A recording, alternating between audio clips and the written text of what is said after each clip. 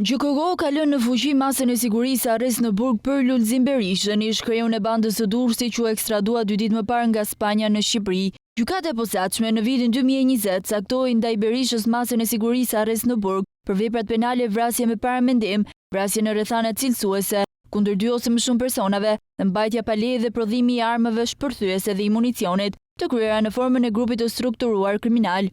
Pas përfundimit të seancës, avokati i Lulzim Berishës, Detar Hysi, në një deklaratë për media theksoi se përdorimi i bashkëpunëtorëve të drejtësisë për interesat të caktuara cënon rënd sigurinë e jetës. Se jashtë quajturi bashkëpunëtori i drejtësisë Luftar Reçi, një mitoman permanent, që nga dita që futur në sistemin e burgjeve deri më sot, bën kërkesa dhe krijon artifica duke mashtruar institucionet shtetërore.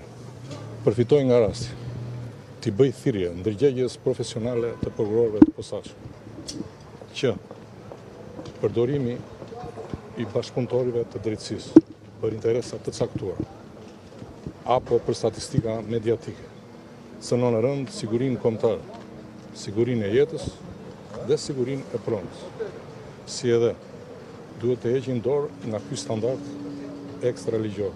54 vjeçari në bashkëpunim me disa persona të tjerë kanë plagosur 2 persona në vitin 2004, në 2005 ka vrarë me armë zjarri 3 persona dhe ka plagosur një tjetër. Lulzim Berisha u arrestua në shtetin spanjoll në dhjetor të vitit 2023 me qëllim ekstradimin drejt Shqipërisë. Ai mbante një identitet bullgar ndërsa ishte transformuar tërësisht me mjekër të bardhë dhe tatuazhe. Fillimisht u shpall në kërkim në vitin 2020 për vrasjen e Vajdin Lamës dhe Klodian Saliut, vrasje të vitit 2005 të cilat u zbardhën 15 vite më vonë.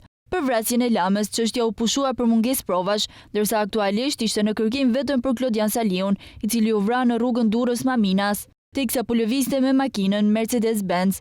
Lulzim Berisha, i dënuar fillimisht me burgim të përjetshëm për pjesëmarrje në organizatë kriminale, vrasje dhe trafik ilegal, në vitet 1998-2000, mundi të ulë dënimin nga burg për jetë me 25 vite, me vendim të gjykatës së lartë në vitin 2014. 2 vjet më vonë, ish-kreu i bandës së Durrësit mundi të lërë qelin me vendim të apelit të Durrësit, e cila përmes një llogaritje matematikore arsyetoi se 3/4 e dënimit ishte shlyer, sjellja e tij ishte e mirë, i faleshin 5 vite të mbetura dënimi. Megjithatë, do të ishte gjykata e lartë e cila në dhjetor të vitit 2021 do të prishte vendimin e apelit të Durrësit për faljen e 5 viteve duke kërkuar rikthimin në qeli për vuajtjen e tyre.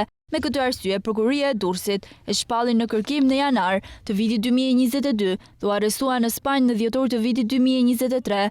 Me rikthimin në Tiranë, Lulzim Berisha ka 2 llogari me drejtësinë për mbylljen e dënimit të vjetër dhe gjykimin për vrasjen e vitit 2005 të Klodian Saliut.